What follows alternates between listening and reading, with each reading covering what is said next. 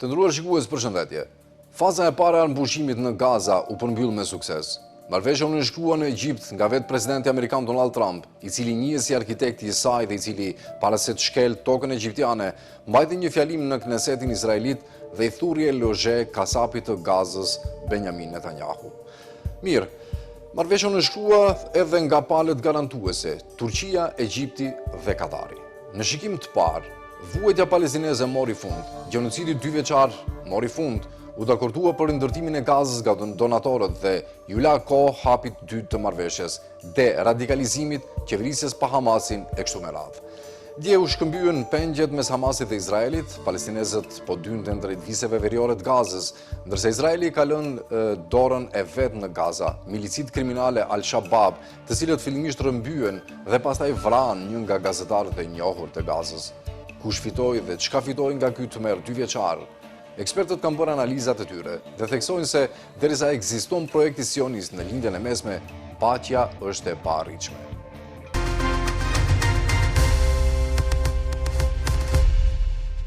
Presidenti amerikan Donald Trump e përshkroi të hënën si një ditë të madhe për lindjen e mesme, ndërsa në Sharm el Sheikh nënshkroi deklaratën e Gazës, e cila synon të konsolidojë pushimin dhe të hapë një kapitull të ri pas 2 vitesh lufte shkatruese.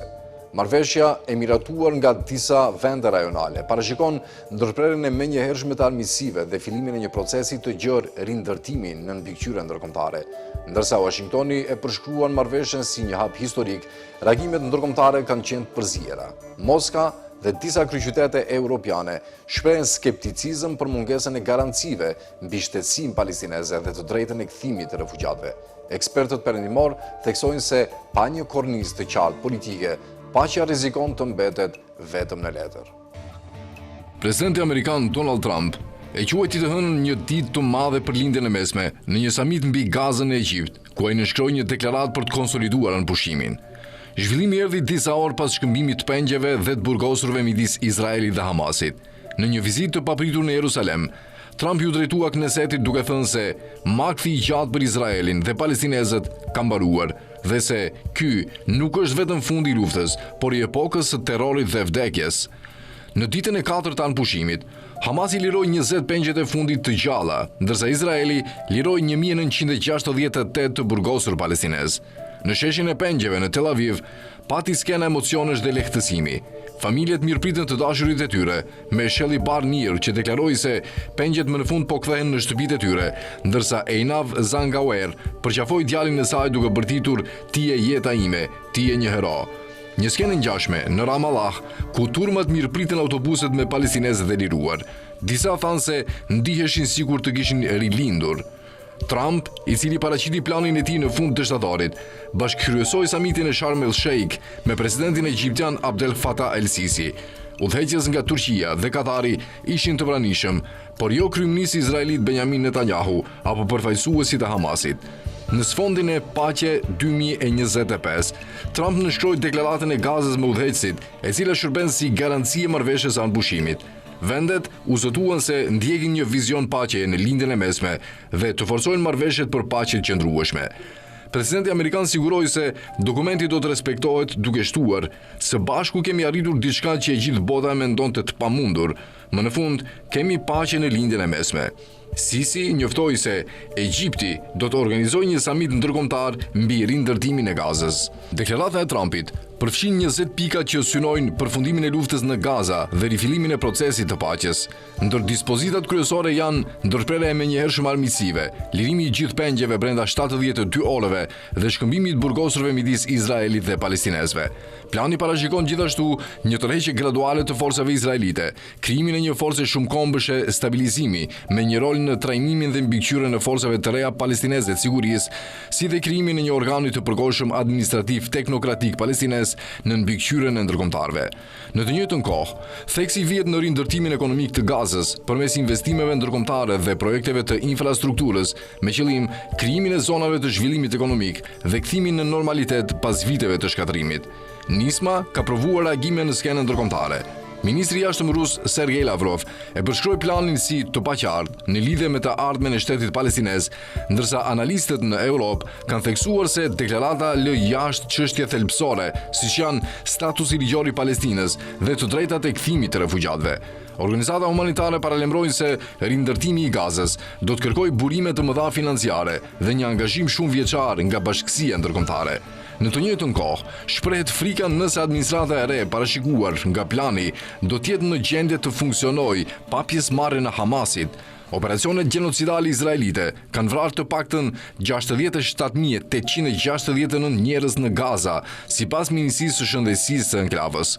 Drejtori i përgjithshëm i organizatës OKB-s për çështjen e Palestinës, Filipe Lazarini, bëri thirrje për një fluks masiv ndihme humanitare në Gaza, duke theksuar nevojën për të mbështetur civilët që vuajnë. Plani i Trumpit parashikon që në një fazë tjetër Hamasi do të përjashtohet nga pushteti dhe do të çarmatoset, por lëvizja refuzon të bjerë dakord, duke këmbgulur në tërheqjen e plot të forcave izraelite nga Gaza. Ushtria izraelite deklaron se aktualisht kontrollon 53% të enklavës, ndërsa Hamasi paralajmëron se një fazë e dytë e vështirë po vjen në negociata. Pavarësisht marrëveshjes dhe retorikës së paqes, e ardhmja e Gazës mbetet e pasigurt, me banorët e saj që jetojnë midis shpresës së rindërtimit dhe frikës së një ringjalljeje të re të dhunës. Në një botë ku bombat flasin më fort se fjalët, palestinezët arritën të ndryshojnë ekuacionin me qëndrez, imazh dhe dëshmi. Fitoret nuk u matën me territore, por me legjitimitet, dhe në këtë fushë, Izraeli dhe aleatët e tij dolën humbës, vlerëson analisti Tariq Ez-Zumer. Sipas tij, përpjekjet për të kriminalizuar rezistencën palestineze dështuan. Sot, opinioni publik ndërkombëtar e sheh Gazën jo si një vatër terrori, por si një arenë kolonializmi brutal. Ky ndryshim narrativi ka pasojë të thella për të ardhmen e propagandës perëndimore dhe legjitimitetin e vet Izraelit në skenën globale. Ai shkruan se tufani i Aksas nuk ishte thjesht një operacion ushtarak, por një pikë kthese historike që shkatroi narrativat e vjetra dhe ekspozoi strukturat e padrejtisë. 2 vjet më vonë, ajo që mbetet nuk është një fitore ushtarake, por një fitore ndërgjegjes që ka detyruar botën ta shohë Palestinën me sytë e së vërtetës. Kur palestinezët ndezën shkëndijën e tufanit të Aksas, më 7 tetor 2023, askush nuk mund ta kishte imagjinuar se kjo ngjarje do të riformësonte ekuilibrat e konfliktit arabocionist dhe do ta vendoste Izraelin dhe aleatët e tij rajonal e ndërkombëtar përballë një prove ekzistenciale shumë dimensionale, si ushtarake, të sigurisë, morale dhe strategjike, shkruan analisti egjiptas Tariq Ez-Zumer. Pas 2 vitesh nga lufta më e ashpër që ka parë shekulli, e shoqëruar me rrethim, uri dhe masakra që nuk kursyen as fëmijët, as spitalet, as kishat, shumë kush pyet, a fitoi Izraeli dhe aleatët e tij, apo korrën të kundërtën e asaj që mbollën? Ajo që Izraeli përfitoi nga kjo luftë, në thelb, ishte një varg humbjesh dhe ekspozimesh të njëpasnjëshme, vlerëson Zumer. Ushtarakisht dhe në aspektin e sigurisë, u tronditi imazhi i frikës absolute dhe sistemi i mbrojtjes izraelite dështoi në testin e parë të vërtet brenda vendbanimeve përreth Gazës. Njësitë e rezistencës depërtuan në thellësi të territoreve të pushtuara dhe imponuan një realitet të ri psikologjik me mesazhin askush nuk është i sigurt. Brenda vendit, lufta e thelloi përçarjen shoqërore midis ekstremit të djathtë dhe laikëve. Besimi në udhëheqjen e Netanyahut dhe në aparatet e sigurisë u rrëzua, mira kolonë migruan, treguesit ekonomik ranë ndjeshëm dhe tensionet sociale u rritën. Moralisht, imazhi i Izraelit, veçanërisht pas masakrave dhe urisë në Gaza, u vu në bankën e të akuzuarve në çdo forum ndërkombëtar të drejtave të njerëzit. Termat si gjenocid dhe nazizëm sionist nuk janë më vetëm fjalë të aktivistëve arab, por janë bërë pjesë e fjalorit të mediave dhe universiteteve perëndimore. Administrata e Bidenit kishte vënë bazë mbi një luftë të shkurtër që do të shkatronte Hamasin dhe do të forconte rolin e Izraelit si aleat kyç në përballjen e Washingtonit me Kinën dhe Rusinë. Por ndodhi e kundërta, shkruan Zumer. Humbja besueshmërisë morale, mbështetja hapur amerikane ndaj krimeve në Gaza, si në planin diplomatik, ashtu edhe në atë ushtarak, nxorri në rrugë miliona të rinj amerikan, sidomos në universitete, dhe rihapi plagët e racizmit dhe diskriminimit në politikën e jashtme amerikane. Europa u përqa. Vende si Spanja, Irlanda dhe Belgjika refuzuan të ndjekin verbërisht politikën e mbështetjes së pakushtëzuar për Izraelin, ndërsa Afrika e Jugut ngriti padi për gjenocid në gjykatën ndërkombëtare të drejtësisë. Ngjitja e fuqive kundërshtare, ashmëria e verbër amerikane përshpejtoi krijimin e një bloku ndërkombëtar kundër hegemonisë perëndimore, të përbërë nga Rusia, Kina dhe vendet e Jugut global që kërkojnë një rend botror më të drejtë. Nga Emiratet në Bahrein e nga Maroku në Egjipt, boshti rajonal i normalizimit përjetoi një tronditje të thellë. Opinionit publik arab dhe islam nuk i duhen më prova. Popujt panë me sytë e tyre qeveritë e tyre të heshtin përballë masakrave, të ndalojnë protestat dhe të presin zyrtarët izraelit në kulmin e gjenocidit. Të gjitha shpresat mbi projekte si Neom, Harku i Paqes apo Partneritetet e Gazit u shuan nën raketat e tufanit dhe u shemp iluzioni i vdekjes së çështjes palestineze, vlerëson Zumer. Në Jordani, Egjipt, Tunisi e Liban, rrugët u mbushën sërish me demonstrues që pavarësisht shtypjes thrasin për xhihad e çlirim dhe akuzojnë regjimet për tradhti, një shenjë ndryshimi strategjik të humorit publik arab. Basti kryesor i armiqve të Gazës ishte shkatrimi i narrativës palestineze dhe njolosja e rezistencës me etiketa si terrorizëm dhe kërcënim ekzistencial, por ndodhi e kundërta. Triumfi i rrëfimit palestines, videot e drejt për drejta, dëshmitë e viktimave, zërat e fëmijëve dhe deklaratat e Ebu Ubejdes u kthyen në simbole botrore që sfidojnë makinerinë mediatike perëndimore. Ngjitja e rezistencës morale përballë mizorive të sionizmit. Rezistenca arriti të ruaj imazhin e luftëtarit të ndershëm, duke rikthyer debatin global mbi të drejtën për të rezistuar ndaj pushtimit. Rënja e legjitimitetit të forcës. Opinioni publik global është bindur se ajo që ndodh në Palestinë nuk është konflikt, por kolonializëm gjakatar që mohon vetë ekzistencën e tjetrit. Disa mund të mendojnë se lufta nuk e zhduku Izraelin dhe as nuk solli një fitore ushtarake për rezistencën, por e vërteta më e thellë është se Izraeli, Amerika dhe regjimet alate humbën në një fushë që nuk matet me tanke, por me legjitimitet. Legitimitetin e ekzistencës, të narrativës dhe të hegemonisë, shkruan Zumer. Gaza fitoi betejën e ndërgjegjes, rrëzoi masken e fuqisë nga fytyra e pushtuesit dhe tregoi se e vërteta nuk mund të shuhet me bomba. Në fund, gjithçka që arritën forcat e agresionit përmes 2 vitesh masakrash ishte më shumë izolim moral, shkatrim i brendshëm dhe hapje e pyetjeve ekzistenciale për të ardhmen e gjithë rendit rajonal dhe ndërkombëtar, përfundon analizën e tij Zumer.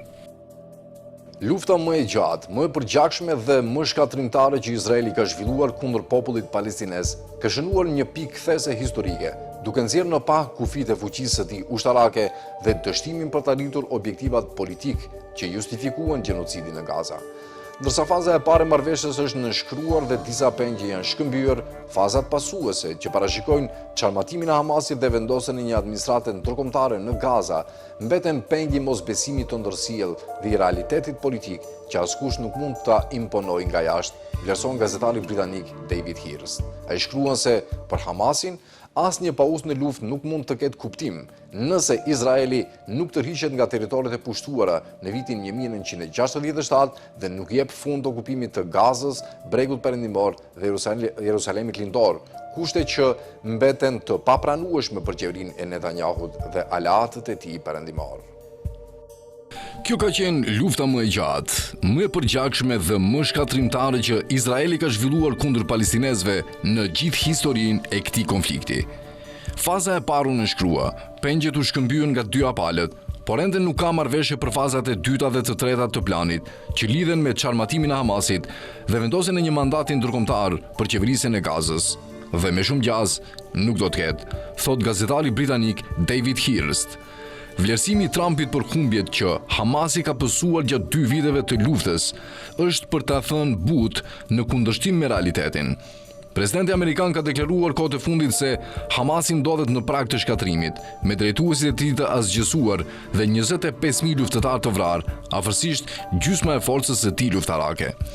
Vetë Hamasi vlerëson se integriteti i tij institucional, zinxhiri komandues dhe komunikimet kanë përballuar provat më të rënda, përfshirë vrasje të udhëheqësve të lartë dhe tonelata të tëra eksplozivësh që Izraeli ka hedhur mbi Gaza, ekuivalente me disa Hiroshima. Ai ka po aq luftëtar sa kishte në fillim të luftës dhe mund të sigurojë një sasi praktikisht pa kufizuar armësh të vogla dhe eksplozivësh për të prodhuar raketa antitank dhe pajisje shpërthyese artizanale, vlerëson Hirst.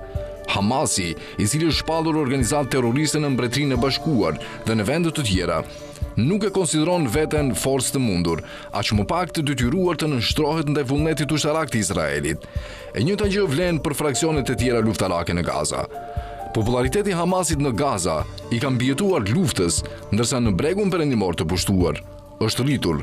Në rrugët arabe, veçanërisht në Jordani, brigadat El Qassam kanë arritur status legjendar, shkruan gazetari britanik David Hirst.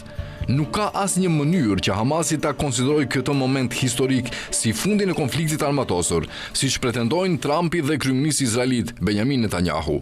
Sipas Hamasit, një pauzë në luftimet mund të ndodhë vetëm nëse Izraeli pranon të tërhiqet në kufit e vitit 1967 dhe të jap fund okupimit të Gazës, bregut perëndimor dhe Jerusalemit lindor.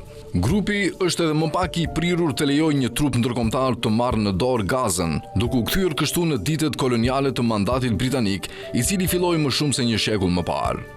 Hamasi, fraksionet e tjera luftarake dhe mbi gjitha popullsia e Gazës mund të pretendojnë suksese strategjike. Ata penguan përpjekjen më serioze të Izraelit për zhvendosje masive që nga viti 1967. Popullsia e mbijetoi një gjenocidi dhe e bëri këtë plotësisht vetëm, vlerëson Hirst. Mbështetja e shteteve arabe fqinje ka munguar thellësisht dhe arsyeja vetme pse Egjipti dhe Jordania bllokuan zhvendosjen masive të popullsisë ishte mbrojtja e interesave të tyre kombëtare, jo ndonjë ndjenjë solidariteti me palestinezët. Ndërkohë, Netanyahu do të mburret se e ka shkatruar Hamasin si organizatë luftarake, ashtu siç pretendon se ka bërë me Hezbollahun dhe Gardën Revolucionare të Iranit. Netanyahu e ka fshirë Gazën nga harta dhe ka bërë pothuajse të pabanueshme, por në këtë proces, forca e pakufizuar dhe brutale e Izraelit shkatroi edhe një tjetër pasuri, po aq të rëndësishme për Tel Avivin, sa nënshtrimi i një populli vendas dhe i tokës së tij. Shkatroi reputacionin ndërkombëtar të Izraelit. Pas 2 vjetësh gjenocid, ai është shkatruar. Për gjithë këtë shekull dhe pjesën më të madhe të atij të kaluar, narrativi izraelit ka qenë se shteti hebre është një projekt thelbësisht moral, një streh për hebrejt e përndjekur në përbot.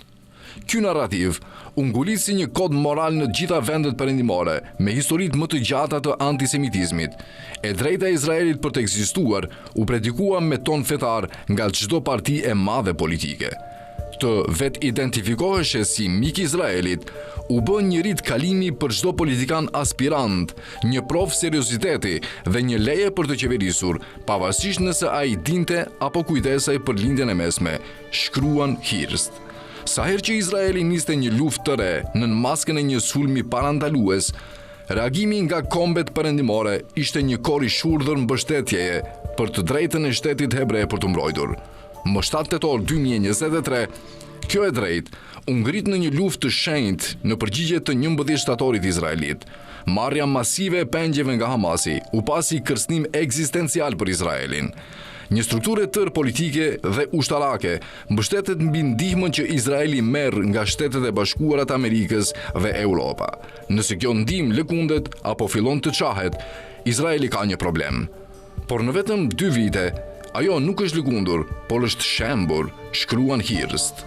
Kjo mund të matet në 4 mënyra: përmes sondazheve, në narrativën dominante të mediave sociale, përmes zhvillimeve në gjykata ndërkombëtare dhe më në fund në reagimin e elitave politike, ndonse kjo e fundit mbetet më ngadalta dhe më rezistentja. Kjo rënje e mbështetjes është përshpejtuar edhe nga rrjetet sociale. Listi Muin Rabani shkroi në X: "Jam rritur në Holand. Gjatë rinisë sime ajo ishte lehtësisht vendi më pro-izraelit në Europë. Aq pro-izraelit, sa që palestinezët që vizitonin thoshin se ishte më e lehtë të bisedoje me izraelitët sesa me holandezët për lindjen e mesme." Por këtë fundjavë, shtoi ai, 1,25 milioni qytetar holandez nga të gjitha sfondet dhe ngjyrat dolën në rrugë për të vizatuar një vit të kuqe kundër gjenocidit në Gaza. Nuk e kisha imagjinuar kurrë se do të shihja diçka të tillë në jetën time. Ai përfundoi: Izraeli e ka humbur përgjithmonë publikun holandez dhe qeveritë e ardhshme do ta kenë gjithnjë më të vështirë të mbrojnë regjimin gjenocidal të apartheidit. E njëjta gjë po ndodh në Spanjë, ku qindra mijëra njerëz kanë marshuar në Barcelonë dhe Madrid dhe ku ekipi izraelit i ciklizmit u përball me protestat gjatë Tour of Spain. Më shumë se 40 spanjoll, përfshirë një ish-kryetar bashkie të Barcelonës, u arrestuan nga marina izraelite gjatë ndalimit të flotilës Global Summit këtë muaj. Ngjashëm, në Itali, sindikatat organizuan një grev 24 orëshe.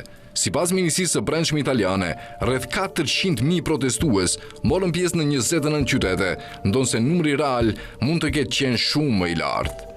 A do të shuhet kjo valë mbështetje për palestinezët pas përfundimit të fushatës në Gaza? Përgjigja ime është kurse si. Shkruan në analizën e tij gazetari britanik David Hirst. Dështimi i planit të Netanyahut për të shkatruar rezistencën dhe për të zbrazur Gazën nga popullsia e saj, shënon një humbje strategjike dhe morale për Izraelin, ndërsa bota tashmë e sheh qartë sionizmin si një projekt kolonial vendbanimesh me bazë supremaciste, i ekspozuar pas 2 vitesh gjenocid dhe shkatrimi, vlerëson akademiku palestinez Azam Tamimi. Sipas tij, paqja e qëndrueshme mbetet e paarritshme pa një përfundim të plotë të okupimit sionist Palestinës, ndërkohë që populli i Gazës vazhdon të mbahet në rrethim dhe bregu perëndimor i pushtuar përballet me shkatrimet vazhdueshme të tokave dhe jetesës së banorëve nga kolonët hebrejnë. Ndryshe nga marrëveshjet e mëparshme të anëpushimit, që nuk zgjatën shumë për shkak të shkeleve të Izraelit ose që nuk u materializuan kurrë, kjo marrëveshje është produkti një përpjekje ndërkombëtare të udhëhequr nga Shtetet e Bashkuara dhe të mbështetur nga jo më pak se 8 vende arabe dhe muslimane. Një koalicion ndërkombëtar i tillë duke se përbën një garanci të fortë që sapo të nënshkruhet marrëveshja, ajo do të respektohet. Pjesëmarrja të 2 të dërguarve të Trumpit dhe e 2 zyrtarëve shumë të lartë nga Katari dhe Turqia e konfirmoi këtë, shkruan akademiku palestinezo-britanik Azam Tamimi.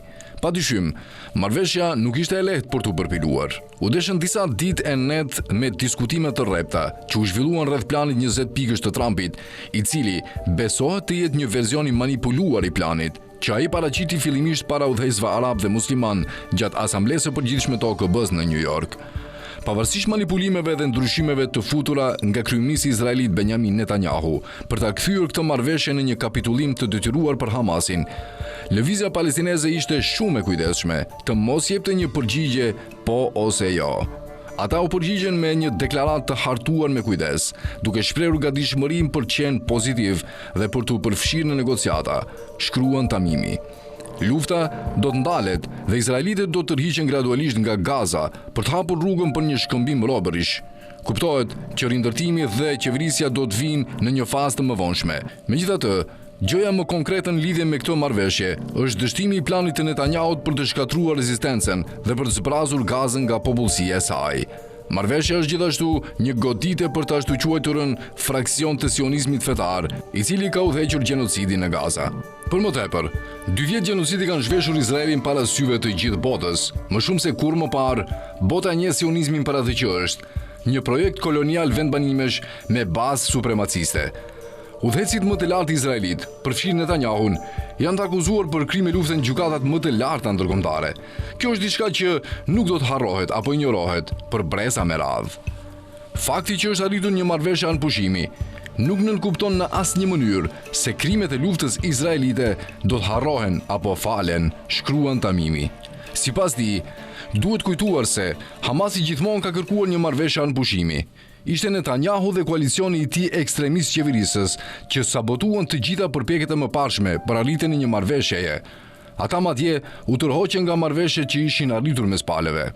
Palestinezët nuk e kanë fituar ende lirinë, për cilën kanë luftuar për më shumë se 100 vjet, shkruan Tamimi. Prandaj, lufta për liri do të vazhdojë pashmangshëm.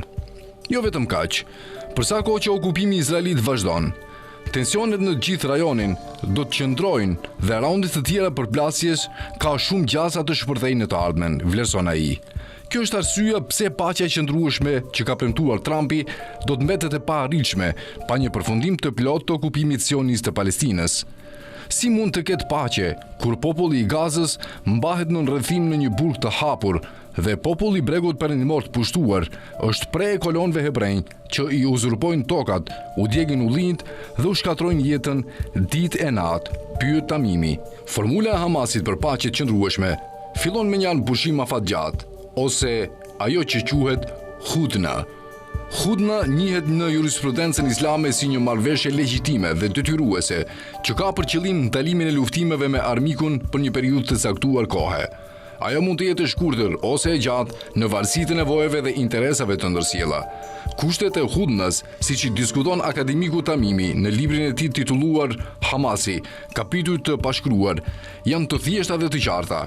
Një tërheqje e plot izraelite nga të gjitha territoret e pushtuara gjatë luftës së qershorit 1967, largimi i gjithë kolonëve nga ato territore dhe lirimi i gjithë të burgosurve palestinezë të mbajtur në burgjet izraelite.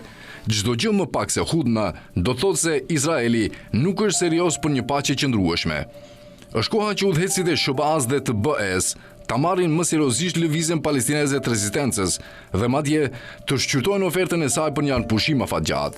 Pas dështimit të marrëveshjeve të Oslos dhe shuarjes së çdo mundësie për zgjidhjen me dy shtete, hudna mund të mbetet ende plani vetëm i realizueshëm për paqe, shkruan Tamimi. Se përket Hamasit, për shumë palestinez, kjo organizat nuk është thjesht një ushtri, ajo është një ide, një kulturë dhe një fenomen. Ushtarakisht, lëvizja është dobësuar nga 2 vjet luftë, por nuk është shkatruar. Megjithatë, si ide, rezistenca ndaj okupimit dhe kriminalitetit izraelit është më e gjallë se kurrë, pavarësisht nëse quhet Hamas apo ndryshe, shkruan Tamimi. Ajo ide është sot më e fortë se kurrë. Siç kemi parë gjatë 2 viteve të fundit, që nga 7 tetori 2023, shumë palestinez, veçanërisht në Gaza, besojnë se Hamasi mbetet përfaqësuesi i vërtetë i luftës së popullit palestinez për liri. Sipas sondazheve të fundit, pavarësisht gjithë dhimbjes dhe vuajtjes që kanë përjetuar banorët e Gazës, lëvizja palestineze vazhdon të jetë zgjedhja e parë e popullit. Kjo nuk duhet të habis, duke ditur se shumica e banorëve të Gazës janë pasardhës të palestinezëve që u detyruan të largohen nga fshatra dhe qytetet e tyre në vitin 1948, kur bandat armatosura sioniste kryen masakra në vende të ndryshme për të dëbuar popullsinë vendase. Populli i Gazës, së bashku me lëvizjet e rezistencës, ka dëshmuar se asnjë forcë brutale, asnjë masakër, asnjë gjenocid dhe asnjë kërcënim për spastrime demografike nuk do ta pengojë popullin palestinez të këmbgul në të drejtën e tij për të rezistuar okupimit dhe për të kthyer në adheun e tij në ato toka që sionistët, me ndihmën e shteteve perëndimore imperialiste, detyruan prindërit dhe gjyshurit e tyre t'i lënë më shumë se 78 vjet më parë, shkruan mëtej në analizën e tij akademiku palestinez Azam Tamimi. Ishte kjo të ratë ndruar shikues, faleminderit që na ndoqët dhe mirupafshim.